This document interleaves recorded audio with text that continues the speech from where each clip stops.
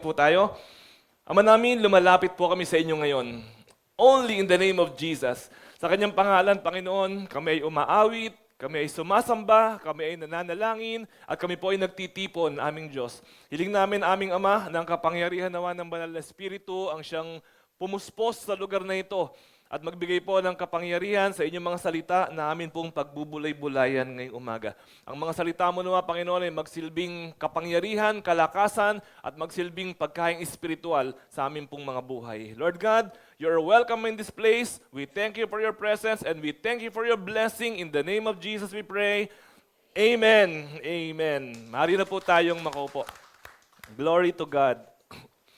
Ang pamagat po ng mensahe natin ngayong umaga ay from follower to disciple. Kung naalala po ninyo, nung nakaraan, a few weeks ago, pinag-aralan po natin, ang title naman po natin, From Believer to Follower. Ngayon naman po, medyo level up po tayo. From follower to disciple naman po ang atin po pag-aaralan. The 3 marks of a real disciple. Let us read, please read with me from Luke chapter 9, verse 57 to 62. Samantalang sila ay naglalakad, may isang lalaking lumapit at nagsabi kay Jesus, "Susunod po ako sa inyo, kahit saan kayo pumunta."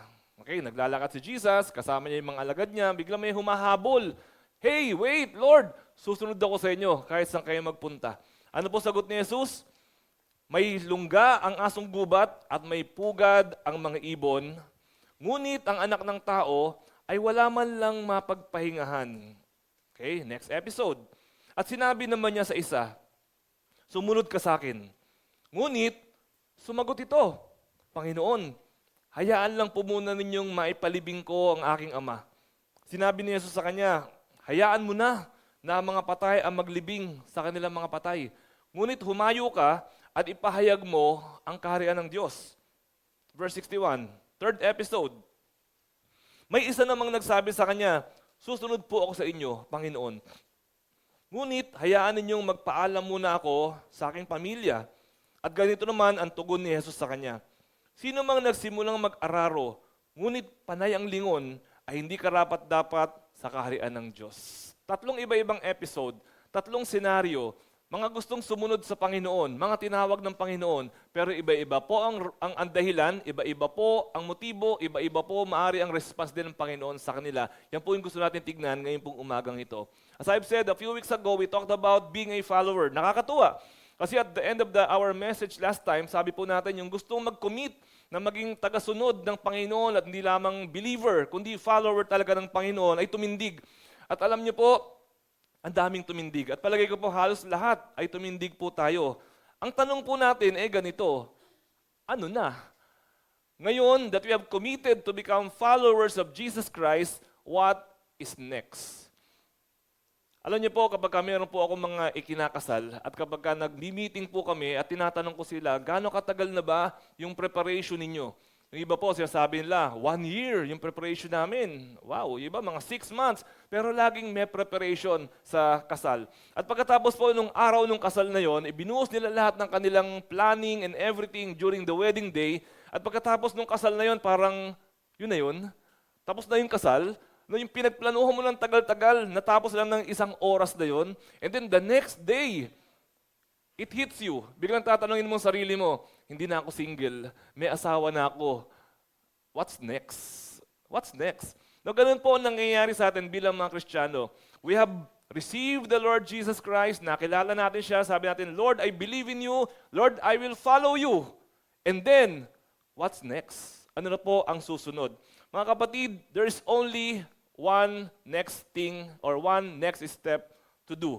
Because to really follow Jesus, the only way to follow Jesus, when we say that we would like to follow Jesus, there's only one way to follow Jesus, and that is discipleship. That is discipleship. From sinner to believer, from believer to follower, from follower to disciple. That is the design. That is the plan. Hindi ko natin pwedeng halu-haluin yan. Hindi ko natin pwedeng exempted ako dyan sa isa. Hindi ko natin pwedeng hindi daanan ito pong stages na ito. Saan na po tayo? Dito po sa stage na to. If you're already a follower of Jesus, then it is time for us to become real disciples of Jesus Christ. And then when we are already disciples, doon lang po magsisimula to become a worker, to become a leader, to become a teacher, to become a pastor. Hindi po pwedeng bagong dating ka pa lang, leader ka na kasi matalino ka. Bagong dating ka pa lang, worker ka na agad kasi graduate ka. Hindi po. We have to go through these particular stages in our Christian lives. Yun po yung disenyo ng ating pong Panginoon. The blueprint was to go and to make disciples. Nung paalis na po si Jesus, sabi niya, okay, bye, God bless, go and make disciples. Yun lang ay inutos po ni Jesus sa kanya po mga alagad. Kabilin-bilina ni Jesus. Yun po ang inutos niya. Therefore, as we gather together this morning, our goal is to make disciples of all of you. Our goal when we go to church is that everyone will graduate from being a believer into being a follower and finally to become disciples of Jesus. Yun po ang purpose. Kaya po tayo nandito dito po at nagmi-meeting sa church po natin. Matthew 28:19-20. Therefore, go and make disciples of all nations, baptizing them in the name of the Father and of the Son and of the Holy Spirit, and teaching them to obey everything I have commanded you, and surely I am with you always to the very end of the age. Mga kapatid, the main ministry of Day by Day Bikutan is discipleship. Of course, meron tayong prayer, meron tayong worship, meron tayong fellowship, meron tayong teaching, scholarship, but the main ministry of Day by Day Bikutan is discipleship. Wag na wag po natin kakalimutan. Yan po yung goal, yan po yung direction na tinatahak po natin. Pero pastor, ano ba pinagkaiba nun? What's the difference between a follower and a disciple? Minsan natatanong po ba natin yan? Ano ba difference ng follower sa disciple? Tanungin ko po kayo, sino po dito ang follower ni Pastor Ed Lapis? Di ba? Sabihin natin, ako pastor, follower ako ni Pastor Ed Lapis, di ba? Di ba? Sino dito ang disciple ni Pastor Ed Lapis? Those are two different things. Masasabi mo na, oh yeah, follower ako ni Pastor Ed. Pero disciple ka ba ni Pastor Ed? Duda ka. Hindi ka sure. Parang hindi. Parang oo, pero parang hindi. Di ba? Kasi nag-overlap ito pong dalawang ito. Being a follower and being a disciple, magkaiba po ito pong dalawang ito. All disciples are followers, but not all followers are disciple. Si Jesus, marami po siyang followers. Pero ilan lang ang disciples niya? 12 lang. Following and discipling are two different things. So minsan po na ano tayo eh. Minsan po ang feeling natin, okay na yan. Nagsimba ako last year, wala akong absent. Akala po natin yun na yun. Pero yung pala, we are only being followers and not disciples of Jesus Christ. These are two different things. Now, what is a disciple? Kailangan po natin i-define ito. Therefore, what is a disciple? According po sa dictionary, meron ba kayo naiisip na definition kung kayong tatanungin? Anong word gagamitin nyo? According po sa Strong's Exhaustive Concordance, to disciple is to instruct, teach, or to become a pupil. Instruct, teach, or to become a pupil. Therefore, a disciple is a learner. Ang isa pong disipulo, yung nag-aaral, yung natututo, yung tinuturuan. At alam niya na tinuturuan siya. But more than just a learner. Because the word disciple, yung word na disciple, listen to this, hindi po yan ginamit sa Old Testament. Di ba? Yung mga nagbabasa ng Bible sa atin dito, hindi mo makikita yung word na disciple sa Old Testament. Sa New Testament, ginamit yan. Sa Old Testament, ginagamit yung word na teaching, yung following. Ginagamit pareho yun, teaching, following. Pero sa New Testament, nagkaroon na ng word na disciple. Na nagkasama na po ito pong dalawa po na ito. So, ano ba naman ang pinagkaiba niya? So, discipleship is hindi lamang learner, it is more than just a learner. Hindi lamang po doon. For example po, hindi lang siya teaching, hindi lang siya learning, mas mahigit pa po doon. For example po, nung tayo po ay nag-aaral ng college, gusto natin tignan, ano ba pinagkaiba ng discipling sa teaching? May mga teachers po tayo rito. Ano pinagkaiba ng discipling sa teaching? Yung pong mga teacher ninyo, nung elementary, nung high school, or nung college, pagpalagay na, disciple ba nun kayo? Masasabi mo ba na yung teacher mo sa P6, disciple ka sa P6? Hindi. Teacher mo sa chemistry? Hindi. Teacher mo sa English? Hindi. They were only teachers. They were not disciplers. Di ba? Parang ang hirap tuloy tukuyin, ano? Totoo naman eh, yung teacher mo sa college, teacher lang siya. Pero hindi kanya disciple. Hindi kanya naging disciple. They only taught you. But tinuruan lang tayo ng information, transfer of information. Pero it is only what we call knowing but not becoming. Because it is a different type of learner. Learner nga ang mga disciples, pero different type of learner. Because it is from knowing to becoming. Yun po ang purpose ng discipleship. You become. Not only you learn, but you also become something else or someone else. A disciple is a trainee. Itong mga words na to, medyo palagay ko po, ngayon lang natin na pagtitiyap-tiyap ito. A disciple is not just a follower. He is a learner and he is a trainee. So masasabi po ba natin, are you a trainee? Can you see yourself as a trainee of Jesus? Di ba parang ang Christian church po ngayon, parang wala tayo doon sa level na yon, no? Ay, hindi ako trainee, parang attendee. Pero trainee, parang hindi. Pero yun pong ibig sabihin ng discipleship, that we are a trainee. We are training into becoming like Jesus. Yun po ang goal natin, that we become like Jesus. That's why we use the word Jesusness or Christ-likeness. Because we're training to become Jesus. Kaya ang tawag po sa mga tagasunod ni Jesus ay Christians. Ang Christians po ay little Christ. So we're being trained to become little Jesus Christ. Yun po ang goal natin. So yung pong 12 disciples, tinrain sila ni Jesus para sila naman mag-train din naman ng iba. At yung tinrain nila, magte-train din naman ng iba. That is the plan, that was the design mula noon hanggang dumating po sa panahon natin ngayon. Kaya tignan po natin, nasusunod po ba yun? Sa church po, sa buong mundo, nasusunod po ba yun? Nasusunod po siya konting-konti. At gusto po natin na hindi lamang konti, gusto po natin na masunod siya ng buo kasi yun po ang goal, yun po ang design ng atin pong Panginoon. No? We are also training, a disciple is training for ministry. Yan ang goals po natin. Not only knowing, but becoming. Therefore, kung ako po tatanungin nyo, kung gagamit ako ng one word, there's another word that I will use other than the word disciple, the word is apprentice. Or apprenticeship. Now, we are being an apprentice into becoming into something. Parang OJT. Yun po yung ibig sabihin ng discipleship. So, nililinaw lang po natin. Kasi po, minsan po, tinuturuan po minsan yung ibang umaattend ng church na, okay na yan, nagdasal ka na ba? Okay na yan. Diba? Umattend ka na? Okay na yan, pwede na yan. Hindi po. Umaattend po tayo not only for the purpose of attending, but for the purpose of training. Ulitin ko po yun, training. When we attend church, we worship the Lord, but we are also being trained in that church to become like Jesus. Yon ang atin pong goal. So, Pastor, siguro naman sa tinagal-tagal ng panahon, disciple na ako. What are the 3 qualities of real disciples? According po sa pinag-aralan natin ngayon, no? Ano ang qualities ng real disciples? Unang-una po, a real disciple is reflective. Ano yung reflective, Pastor? Kumikinang? Parang reflector?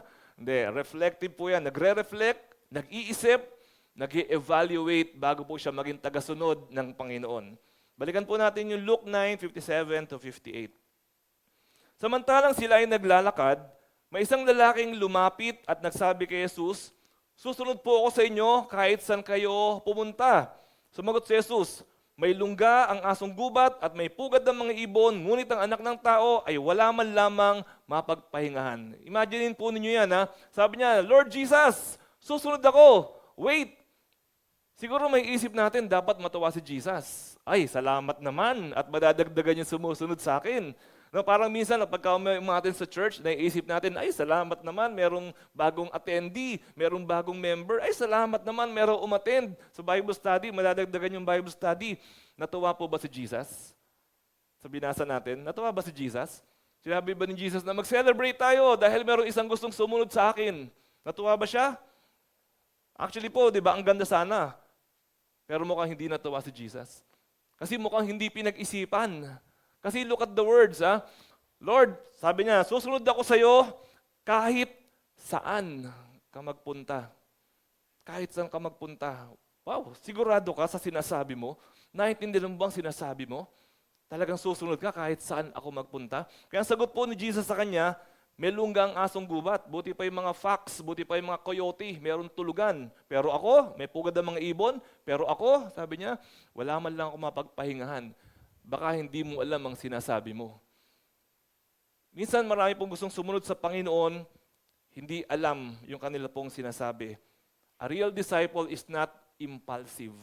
Ito po yung babaeng ito, itong lalaking ito, impulsive siya. Nakita niya si Jesus, uy, sama ako dyan. Nakakita ng kung ano mang ministry, uy, sali ako dyan. Nakakita ng ano mang gawain ng church, uy, pwede ako dyan. Yung pala hindi. Hindi pinag-isipan. Ganyan po si Peter eh. Di ba naalala niyo si Peter? Sabi ni Peter, sabi ni Jesus during the Lord's Supper, no? Sabi ni Jesus, iiwan ninyo akong lahat. Sumagot kagad si Peter, Lord, iiwan kayo ng lahat ng ito, pero ako, hindi ko kayo iiwan over my dead body. Sabi ni Peter, and a few hours lamang pagkatapos niyang sabihin yon, eto na siya, pinagkakailanan niya si Jesus 3 beses na. Di ba kasama ka ni Jesus? Ay, hindi ah. Eto si Peter, nagbitaw ng salita, Lord, hindi kita iiwan over my dead body. Nalingat lang si Jesus, tinatatuwa na siya, itong si Pedro. Impulsive, hindi nag-iisip. Yes ng yes, go ng go. Hindi naman pala kaya. Si Pedro na naman, merong uhuli kay Jesus, tinaga kaagad yung tenga. Putol yung tenga. Sabi ni Jesus, ilagay mo yung tabak mo, ibalik mo yung sa lalagyan niya. Kinuha ni Jesus yung tenga, ibinalik. Diba, itong Peter na to, hindi nag-iisip kung ano-ano yung ginagawa. Impulsive. Meron pa po yung magkapatid, si James tsaka si John. Sabi, Lord, pag naghahari ka na, sabi nila, pwede bang maupo ako sa kabila? Tapos yung isang kapatid ko, sa kanan, sabi ganon. Sabi ni Jesus, hindi nyo alam sinasabi nyo? Hindi nyo alam ang hinihingi ninyo? Kaya nyo bang gawin yung gagawin ko? Alam nyo, sagot ng dalawa, oo, kaya namin. Hindi nag-iisip, basta oo. Hindi nila naiintindihan ang kanila pong pinagsasabihan, ang kanilang inuoohan. No, at minsan sa parable ng mga hasik, tanggap ng binhi. Pero pagkatanggap ng binhi, lalago ng kaunti, tapos mamamatay. Ito po yung mga tumatanggap ng word, pero hindi po nagpapatuloy. Umuoo, nabibless, nag-aalleluya, pero hindi naman talaga totally naunawaan kung ano po yung ibig sabihin ng kanila pong pinag-aaralan at tinatanggap. Hindi po pwedeng emotion-driven lamang po tayo. Itong lalaking ito, siguro nakita niya, uy, si Jesus yun, dumadaan, no? Binitiwan niya, yung ginagawa niya, bumuntot kay Jesus. Pero hindi naman pala talaga niya alam ang ibig sabihin ng kanyang binubuntutan na ganoon. Sino po rito ang impulsive buyer? Sino kaya dito yung habang nag-i-scroll ng Shopee, uy, gusto ko to, add to cart. Uy, ito gusto ko to, add to cart. Tapos check out. Check out niya. Tapos alam niya, tama-tama, dadating bukas. Wala ako, asawa ko magbabayad nito. Dahil wala ako. At nung dumating na, sino kaya sa atin dito ang marami ng pinamili online, sa sale, sa mall, hindi mo pa nagagamit hanggang ngayon? Sige, ngiti. Ando doon pa rin sa closet mo hanggang ngayon. Yung iba nga nasa bag pa, hindi pa natatanggal. Yung iba meron pang tag. Nung binili mo, ang bewang mo pa noon, 32 pa lang. Ngayon, pag sinusuot mo na, ay mali yata nabili ko. Mali na nga kasi 2 years ago, nung nabili mo, ngayon pa lang siya sinusukat uli. Impulsive buyer. Marami po sa atin na ganyan. Later on, pamimigay na lang. Hindi ko pa nagamit yan. Di ba? Meron mga ganun. Uy, minsan nga, Pastor, hindi ko pa nagamit ito. Tagal na to, hindi ko pa nagamit. Di ba? Bakit? Kasi nga, binili lang. Kasi nakita sale. Kung mo nakita sale, binibili kahit hindi naman talaga kailangan. So, impulsive, minsan ganyan po tayo. Sino kaya sa atin dito nakaranas na nagka-boyfriend, nagka-girlfriend, after 2 months, hiwalay? O, di ba? Artista ba kayo? Di ba? Ang mga artista, no? 2 months, 3 months, 6 months, hiwalay ka agad. Kasi po, nakita lang nila, uy, ang ganda. Uy, ang gwapo. Tayo na? Oo, tayo na. O di tayo na. Sila na. Pero pagkatapos na, nakakasawaan na. Impulsive. Ay, hindi po pwede ang impulsive. Ang problem po sa impulsive, kapag tayo po ay nadadala ng emotions natin, pag emotion-driven po tayo, emotions come and go. Kaya ako po, hindi ako mahilig mag-preach ng teka, maghahanap ako ng preaching na nakakaiyak. Uy, umiiyak na sila. Sino ang gustong tumanggap kay Jesus? Naku, taasan ang kamay nila kasi umiiyak na sila. Ayoko po nung roller coaster na emotion kasi po pag tinanggap mo si Jesus, pag sinabi mo na, Lord, susunod ako sa'yo, tapos sinasabi mo yon kasi naiiyak ka doon sa mga nagbigay ba naman ng kwento na nung namatay yung nanay ko, ayun, naiiyak ka tuloy. Tinanggap mo si Jesus, pero nung totohanan na, dumating na yung ibon, dumating na yung araw, dumating na yung mga dawag, nabibitiwan po natin ang pananampalataya sa Panginoon. Kasi po, emotion-based. Hindi ho masamang emotion, bahagi po ng pagkatao yan. Pero hindi ho tayo nagde-decide based on our emotions. Because emotions come and go. Nawawala. Alam nyo naman yan, lalo na yung mga rito, mga may boyfriend, mga may asawa. Minsan, na mahal mo yung asawa mo, minsan galit na galit ka sa asawa mo. Pero minsan, sasabihin mo sa kanya, I love you. Minsan sasabihin mo, I hate you. Diba? Emotions come and go. Hindi ho tayo pwedeng dyan sumandal sa emotion na yan. A real disciple counts the cost. Nagbibilang, nagkukwenta yung pong real disciple bago po sumunod. Luke 14:28. Kung isa sa inyo ay nagbabalak na magtayo ng tore, hindi ba siya uupo muna upang magplano at kwentahin kung magkano magagastos upang matiyak kung may sapat siyang pera para may patapos ang kanya ipapatayo? Tama nga naman. Magpapagawa ka ng CR ninyo. Magkano ba budget sa CR? Diba? Budget sa CR, ang budget mo ay, sa kwenta mo, ang budget ay 20,000. Yung pala, 50,000 yung CR. Nagpapatiles ka na. Natanggal na yung toilet, natanggal na yung tapos, naku, hindi pala natin naisama sa budget yung inidoro. May CR ka, wala kang inidoro. Diba? Kasi hindi sinama sa budget. Kailangan po, pinaplano. Meron kang bill of materials. Pag nakita mo, eto ang budget, tapos eto lang ang pera ko, pwede. Tuloy. No? Nakakita tayo ng building na ganyan. Nauubos ang budget, wala pang bubong. Hindi napapakinabangan. Pinaplano raw po muna. Mag-outing ka, tatanong ka kung magkano budget mo, kung kaya o hindi. Dahil baka hindi ka makauwi. Nakarating ka doon, hindi ka naman nakauwi. No? Luke 14:31. O sinong hari na makikidigma sa kapwa-hari ang hindi mo na mauupo upang pag-aralang mabuti kung kaya niya gamit ang 10,000 niyang kawal na sumagupa sa kalaban na may 20,000 kawal. Kalaban mo, 20,000, ikaw 10,000. Isip, no? Isip muna, ano bang tactic gagawin natin dito? Ganun din po pagsunod sa Panginoon. Kailangan po pinag-iisipan natin ang pagsunod sa Panginoon. Hindi pa bigla-bigla. Marami pong kabataan, pabigla-bigla ang course na pinipili sa college.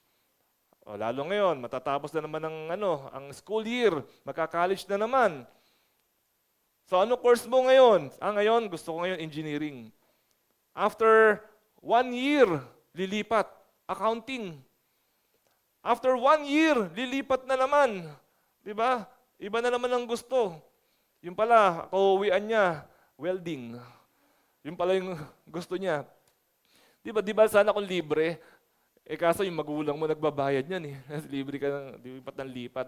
Dapat po pinag-iisipan muna, saan ba ako magaling? Saan ba ako magaling? Bakit diyan ka pumasok sa kurso na yan? Hindi ka pala magaling sa math.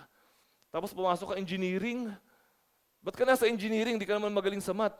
Nandun yung crush ko eh. Naku. Diba? Ang ending, gulo-gulo ang buhay. Pinag-iisipan po ang lahat. Nagpapakasal. Magpapakasal ako, papakasalan ko yan. Pero pagkatapos naman nun, ano nangyari? Hiwalay. Alam niyo po ba? World record. Ang pinakamaikli na kasalan, si Britney Spears. Nagpakasal ngayong araw na ito. Alam niyo kailan naghiwalay? Kinabukasan, nag-divorce. Ginagawa na lang na ganun-ganon, hindi po pinag-iisipan. Nung ako po yung nagpastor, isa po yung sa pinag-isipan ko ng gusto. Kasi po ang pangarap ko, yumaman. Siyempre, sino ba naman ang hindi, di ba? Pangarap ko yumaman. Lord, bakit mo ako tinatawag magpastor? Sana ang tawagin mo na lang magpastor, yung walang pangarap yumaman.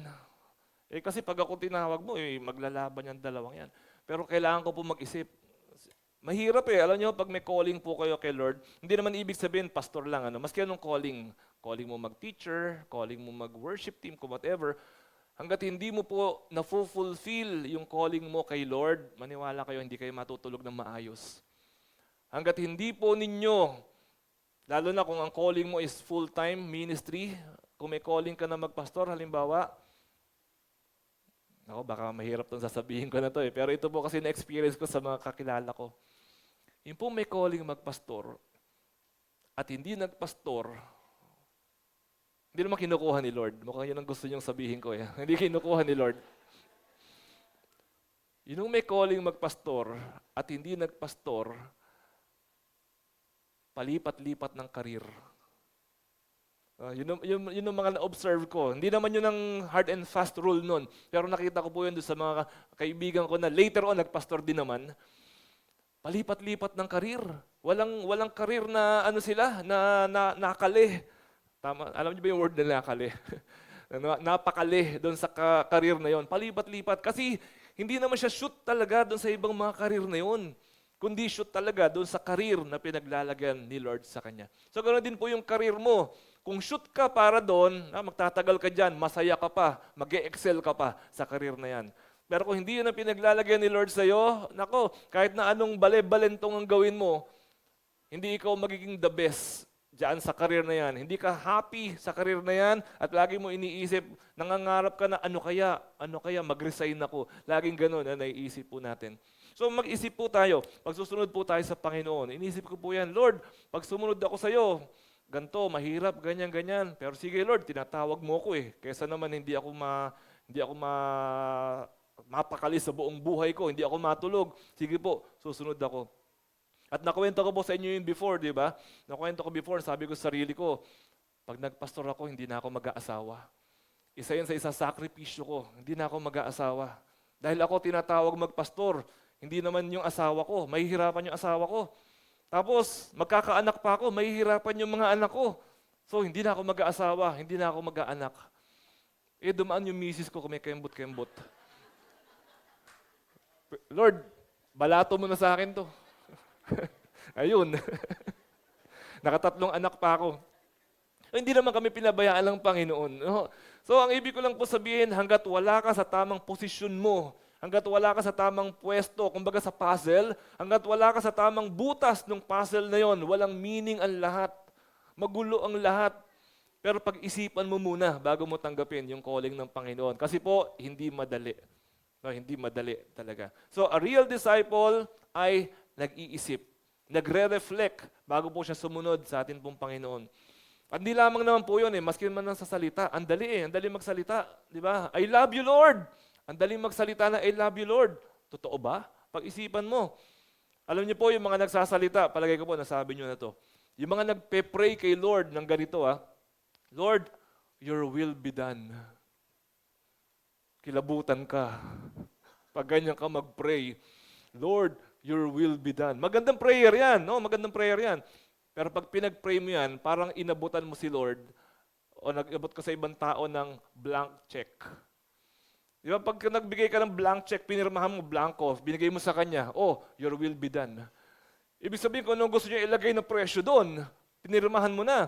Ganon din yun, pag sinabi mo kay Lord, Lord, your will be done sa buhay ko.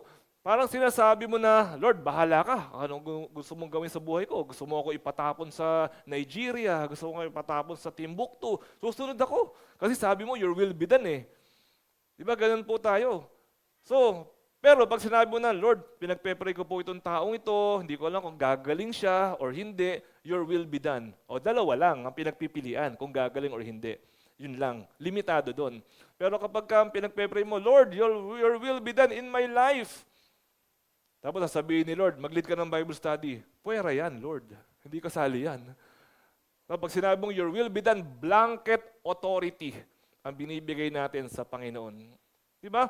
Yun po yung ibig sabihin nun. Pag sinabi mo kay Lord John, mag-isip ka muna. Planuhin mo.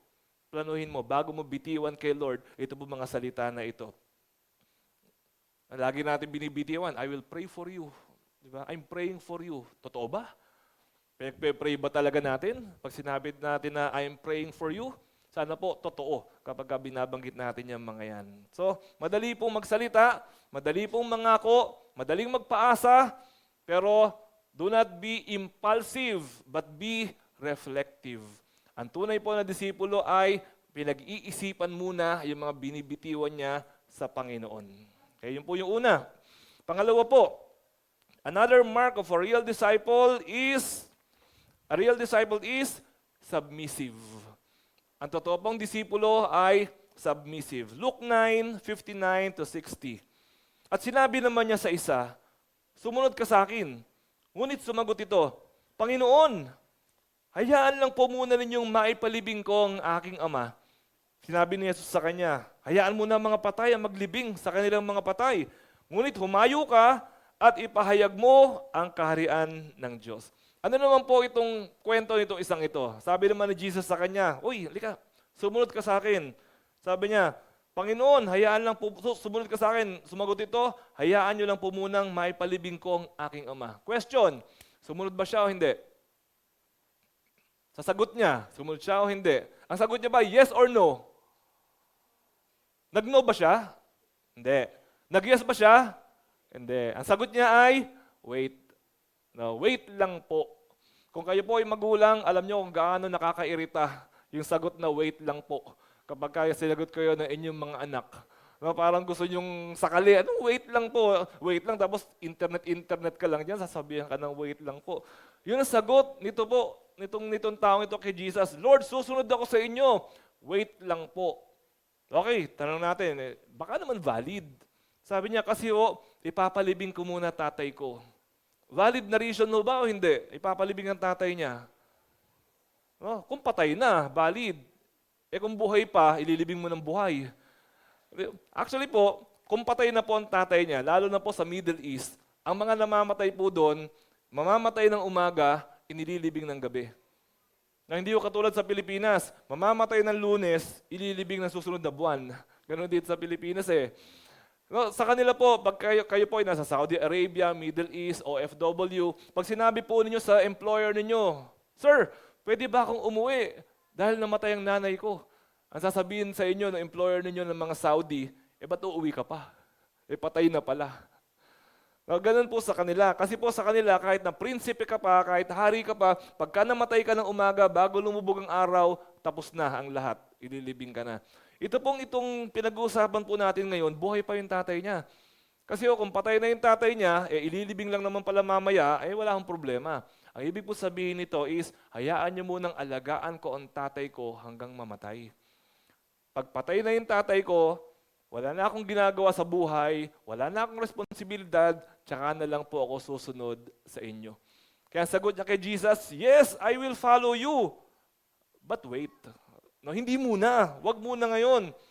Binola-bola pa niya si Jesus, nagpalusot pa itong lalaking ito. Half-truth yung kanyang sinabi, which is naintindihan naman po na ating Panginoon.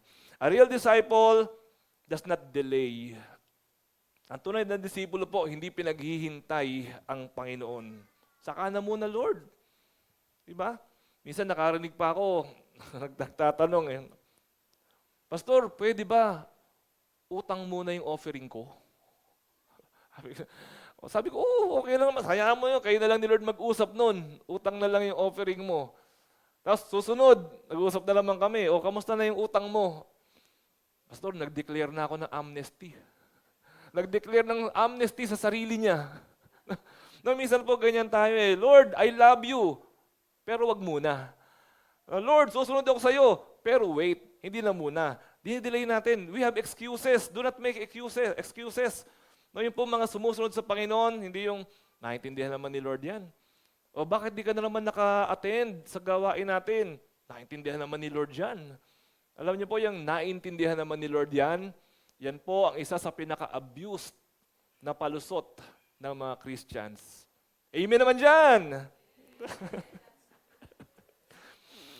Totoo ho yan. Maintindihan naman ni Lord yan. No? O bakit hindi ka, bakit hindi ka nag-church? Kasi po, ayan, ganito, ganyan. No? Like nga po sinasabi, wag na wag kayo magbababad ng damit ng Sabado ng gabi. Hindi, actually baka mami i-quote nyo ako Pero sa totoo lang, hindi ako sigurado kung naintindihan ni Lord yan.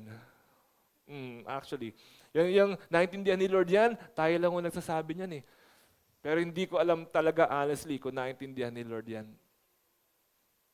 No, si David, dapat po, nasa digmaan siya. Pero sabi niya, tinatamad ako makipagdigmaan ngayon Hayaan ko na lang makipagdigma yung mga tauhan ko.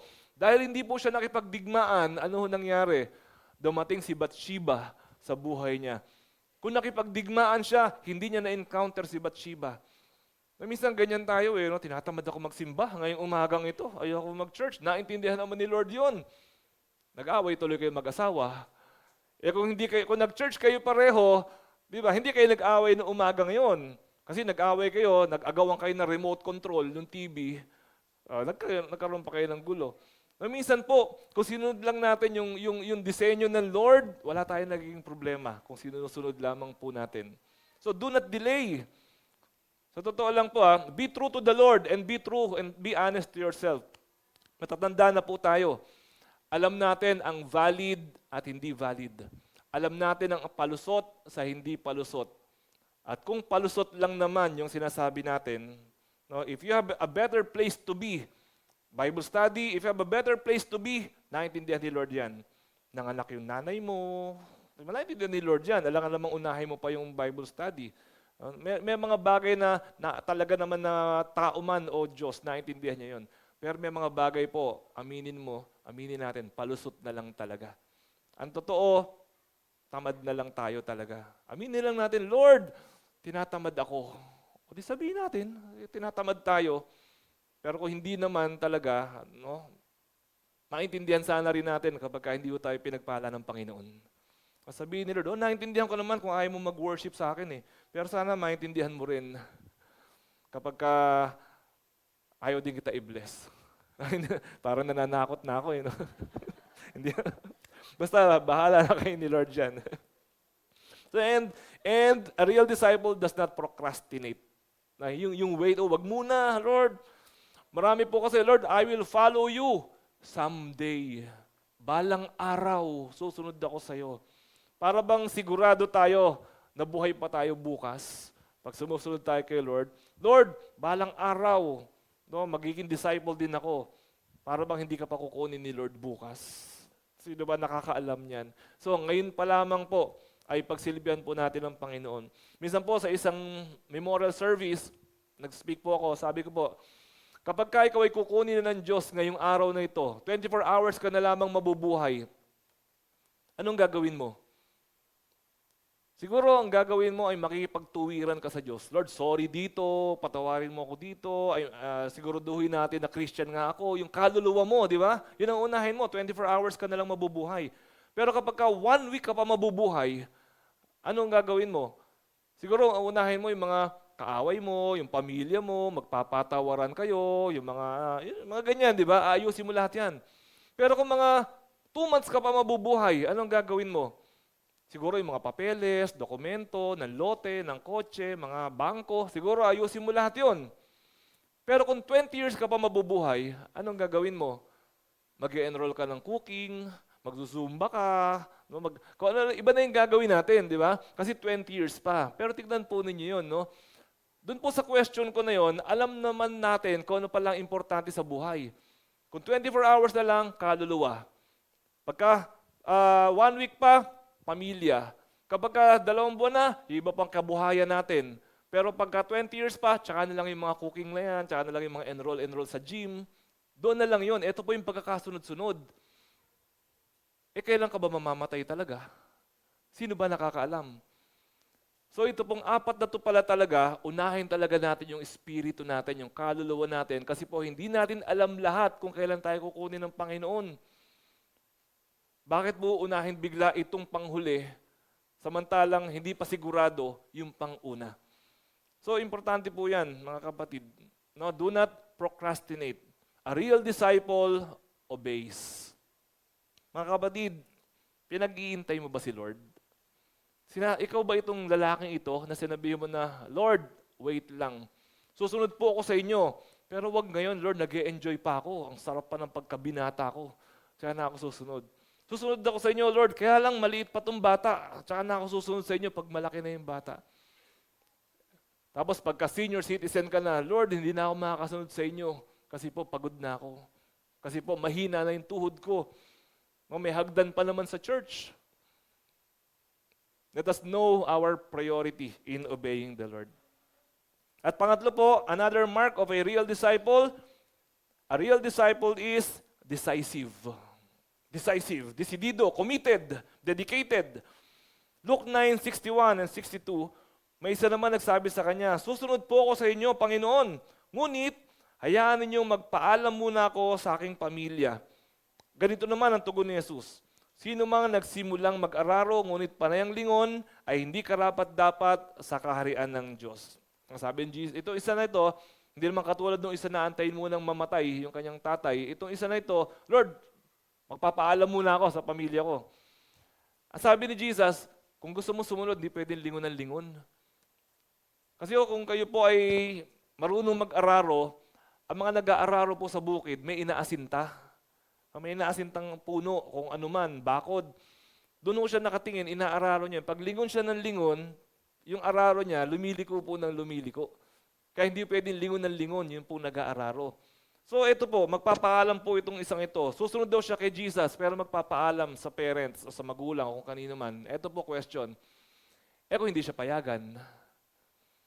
Kung sinabi, ay hindi pwede, meron ka pang mga ano rito, meron ka pang ganyan, hindi pwede. Sino masusunod? No, a real disciple is not half-hearted. Ang tunay na disciple po, whole-hearted. Hindi po half-hearted. Nararamdaman nyo ba kapag kayang kausap nyo, half-hearted? Nararamdaman nyo ba? Pag sinabi nyo sa kanya, pare, pautang naman. Pag sinagot ka niya na, tatanungin ko muna asawa ko, half-hearted yun. Kasi kung gusto kong pautangin, hindi na magtatanong yun. Magkano? Di ba? 1,000? Ito 2,000. Diba? Hindi na magtatanong yun. Pero pag sinabi niya na, tanongin ko muna yung asawa ko. Diba? Ibig sabihin nun, mahanap lang ng palusot yun. Pagka iniimbita mo siya, Brad, available ka ba sa Tuesday? Ang sagot niya sa'yo, tingnan natin, half-hearted yun. Kasi kapag ang sagot niya, tingnan natin, ibig sabihin nun, ayaw niya sumagot ng oo o hindi. Half-hearted yun. Pag meron kang inimbita sa birthday mo, punta ka sa birthday ko. Punta ka sa birthday ko. Sabi niya sa'yo, pag-pray natin. Pag sinagot ka lang, pag-pray natin. May mga bagay po, hindi na pinagpe-pray. Brad, mag-discipleship tayo. Sagutin ka niya, pag-pray natin. Hindi na pinagpe-pray po yun. Covered na yun. Kumbaga, utos na ng Panginoon na gawin po natin yun. Mga half-hearted kapag kagano. Natin ka ba ng BS mamaya? Hindi ako sigurado eh. Half-hearted. So mararamdaman natin kapag ka po half-hearted. Pagka kailangan pang humingi ng permission. So half-hearted po yan. Pag conditional. Lord, susunod ako sa'yo. Kung, ayan, may mga gumagawa po talaga niyan. Kung mapopromote ako. Kung mabibigay sa akin yung deal. Kung pagagalingin mo ko. Mga ano po yan, conditional na pagsunod sa Panginoon. Importante po na maliwanag po sa atin ang lahat ng ito. Hindi po tayo pwedeng part-time. Alam niyo ba yung part-time Christians? May kasabihan, part-time Christians cannot defeat full-time devils. That's why marami pong Christians defeated kasi po ang mga devil full-time, full force. Ang mga Christians po, lagi na lamang pong break time. Part-time. Part-time na, break time pa. Kaya po tayo hindi po nagtatagumpay. A real disciple is dedicated. Talaga pong gusto sumunod sa Panginoon, dedicated. Meron po akong isang kilala, ang pangalan po niya ay, siya po isang Muslim. Ang pangalan po niya ay Amir Salih Aluk. Pangalan pa lang, alam mo na na Muslim. No? Amir Salih Aluk. Siya po ay isang Muslim na na-born again. At dahil po siya ay isang Muslim na na-born again, pag sa mga Muslim po, hindi mo pwedeng iwanan ang Islam. Pag ikaw po ay umalis sa Islam, meron pong responsibility ang pamilya mo na ibalik ka, buhay o patay. Dahil po doon, ito pong kapatid natin na to ay nalayo sa kanyang pamilya at alam niyo po, siya ngayon ay nagpapastor na. Dating Muslim na nagpapastor. In-invite po natin siya, maging speaker po natin siya next month. May 19, I hope you will be around at sana po makapag-share siya ng testimony sa atin. Paano mo malalaman na totoo at dedicated ito pong taong ito na sinasabi ko ngayong umaga? Paano mo malalaman? Dali pong malaman. You will know na dedicated ka talaga kapag kasali na sa usapan ang buhay. Pagkasali na sa kausapan ang kabuhayan. Doon natin malalaman kung dedicated po talaga tayo na tagasunod ng Panginoon. Minsan may mga kinakasal tayo, no? Tinatanggap ba ang lalaking ito bilang kabiyak ng puso mo sa hirap at ginhawa, sa lungkot at ligaya, no? Sa kalusugan o sa karamdaman hanggang paghiwalayin kayo ng kamatayan? Yes, Pastor. Pero hindi naman pala talaga later on. Pero sa Christianity po, alam niyo po kaya po believe ako sa mga Christians na nagaling sa mga Muslim countries, lalo na po sa Saudi Arabia, yung mga countries na ganyan. Kasi po ito po mga tao na ito, alam nila na kapag sila po ay, lalo na po nung araw, ngayon po hindi na eh. Ngayon no, pagka nalaman nila na ikaw ay Christian, nahulihan ka ng Bible, nag-share ka about Jesus, ngayon po ide-deport ka na lang. Pero dati po, ikukulong ka o papatayin ka. Pupugutan ka ng ulo sa town square. Kung ikaw naman yung tao, nagpunta ako rito sa Saudi Arabia para ako ay kumita, hindi para pugutan ng ulo. Kaso nakilala ko si Jesus, ngayon willing na ako, sige pugutin yung ulo ko kung gusto ninyo. Kay Jesus naman ako pupunta kung sakali. Lumuwag-luwag, ikukulong na lang. O sige, kulong nyo kung gusto nyo. Kay Jesus pa rin ako. Ngayon po, ide-deport na lang. Sige, deport nyo ako kung gusto nyo. Kay Jesus pa rin ako. Doon mo malalaman na tunay yung isang tao. Kasi po nakataya ang buhay. Merong taya. Yun yung mga walang gustong itaya sa Panginoon, hindi ho yung ganun kalalim. Kasi hindi willing. Ayoko dyan sa ministry na yan. Mapapagod ako dyan. No, ayoko dyan sa ano na yan. No, may hagdan. Taas ng hagdan. No, ayoko dyan sa ano. Hindi ho eh. Kailangan po merong taya. Kapag ka ibinigay ni Jesus yung buhay niya sa iyo, ang kapalit po na ibibigay naman natin yung buhay natin sa Kanya. No, exchange gift. Exchange deal. Doon po natin malalaman kung tayo po ay committed. Minsan po may mga bata no, sa isang Sunday school, sabi po nung teacher, hanggang saan ang inyong pagmamahal at paglilingkod kay Jesus? Masagot po yung mga bata, hanggang kamatayan, sabi ng mga bata. O isa pa, hanggang saan ang pagmamahal at paglilingkod natin kay Jesus? Sagot ulit yung mga bata, hanggang kamatayan. Sabi ganon. Meron isang bata ron tutulog-tulog. Nakita po nung teacher, ginising niya yung bata. Uy, nunito. Ginising niya yung bata. Benito, sabi ko Benito. Uy, Benito. Ginising niya yung bata. Hindi ka naman kasama doon sa mga classmate mo eh. Tinatanong ko sila, hanggang saan? No, hanggang saan ka magmamahal at maglilingkod sa ating Panginoong Yesus? Hindi makasagot si Benito. Tumingin siya doon sa mga katabi niya. Sabi ng mga katabi niya, ganun. Ulit, tatanong kita ulit ha. Hanggang saan ang paglilingkod at pagmamahal mo kay Jesus? Tingin na naman siya sa katabi niya. Ganun. Last time ha, hanggang saan ang paglilingkod mo kay Jesus? Sabi niya, hanggang leeg. Hindi niya naintindihan. Pero yung po ang totoong question. Ito, ang totoo pong question, hanggang saan ka Christian? May presyo ba ang pagka-Christian mo? May limit ba yung pagka-Christian mo? Christian ako hanggat hindi na istorbo yung oras ko. Christian ako hanggat hindi pinapakialaman ang love life ko. Christian ako hanggat ako ay ganto't ganyan. May limit ba yung pagka-Christian natin? Hanggang leeg? Dapat po hanggang kamatayan. Last time, sabi po natin, the only way to follow Jesus is totally. It's the only way to follow Jesus. A one-half Christian is a one-whole nonsense. Sinabi natin last time yan. Uulitin ko po. A one-half Christian is a one-whole nonsense. And as we close, pag binalikan po natin itong kwento na ito pong 3 episode natin pong pinag-aralan ngayong umaga, tignan niyo po itong 3 episode na to, puro walang ending. Pansinin niyo, walang ending lahat. Hindi mo masasabi na sumunod o hindi. Yung bang sinabi niya na, may lungga ang asong gubat, pero ako walang matulugan. Sumunod o hindi, walang ending. Yung isa naman, Lord, magpapaalam muna ako ililibing ko muna tatay ko. Wala ring ending. Tapos yung isa pa, Lord, magpapaalam ako sa magulang ko. Walang ending. Puro walang ending. Bakit ito walang ending? Kasi po, walang ending dahil ginagawa pa po ang ending. Kayo po ang magpupuno ng ending na to. Nasaan ka dito sa 3 na ito? Ikaw ba yung, Lord, susunod ako? Pagkatapos, biglang, nasa na si Kuya ganito, but absent, siya magtuturo ngayon. Ayaw palang sumunod. Asan tayo rito sa 3 na to? Lord, susunod ako kapag wala na akong gagawin sa buhay ko. O ikaw yung Lord, susunod ako, yung bandang huli. Ikaw ba yung bandang huli?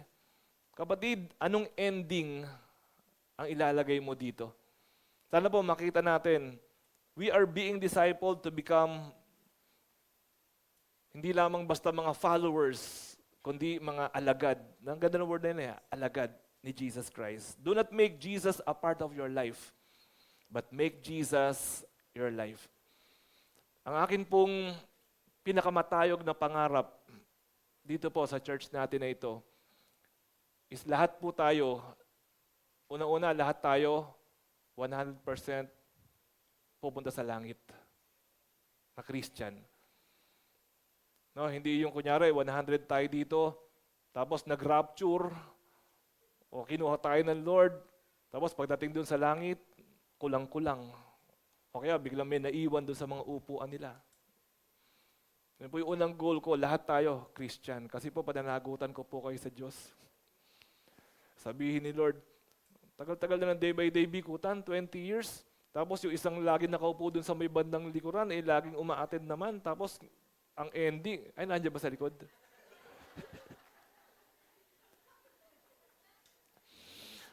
Ang ending, hindi pa rin napunta sa langit.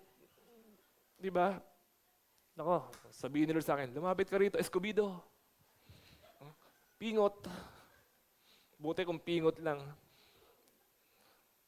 At pangalawa po, kung Christian na po tayo lahat, maging follower tayo ni Jesus. Hindi ho attendee, follower. At pag nag-follow na po tayo kay Jesus, maging disciple po tayo lahat ng Panginoon. Nai-imagine ko lang, what can a church do kung tayo pong lahat, Christian, na tagasunod 100% ng Panginoon? What can we accomplish for the glory of God? Hamon po yun na gusto ko pong iwanan sa ating lahat. At hamon po yun na gusto ko pong iwanan din po sa church po natin na ito. Manalangin po tayo. Ama namin, salamat po dahil tinawag po ninyo kami na maging mga anak ninyo. Salamat po, Panginoon, dahil pinagkatiwalaan niyo po kami ng napakagandang balita na ito. Ang hiling lamang po namin, Lord God, turuan po ninyo kami na sumunod po sa inyo ng buong puso. Ano man po ang maging hadlang, huwag po kami magpapapigil, kundi magtiwala po kami at manampalataya po kami na ang ginagawa po namin ay hindi po nawawala ng kabuluhan. Ang ginagawa po namin ay plano mo at kalooban mo. At ang amin po mga ginagawang ito, Panginoon, ito po yung talagang gusto mo na tahakin, gawin namin bilang anak mo at bilang church mo, Panginoon. Not by might, Not by power, but only by your Spirit. Puspusin niyo po kami ng banal na Espiritu, hamunin po ninyo kami, tawagin po ninyo kami. At nawa nga po, Panginoon, pagtitignan niyo po kami dito sa Day by Day Bikutan. Malugod kayo, mangiti kayo, at sabihin niyo po sa amin, well done, good and faithful servants. Salamat, Ama namin. Andirito po kami, patuloy kayong mangusap sa amin. Kahit po i-close namin ang mensahe na to, kahit matapos po, Panginoon, ang simba ngayong umagang ito, patuloy niyo po kaming i-remind, patuloy niyo po, Panginoon, na katok-katukin po kami. At nasa ganun po, Panginoon, yung pong plano mo ay matupad sa aming buhay. Thank you, Lord God. We worship you, Lord. In Jesus' name, amen. Amen.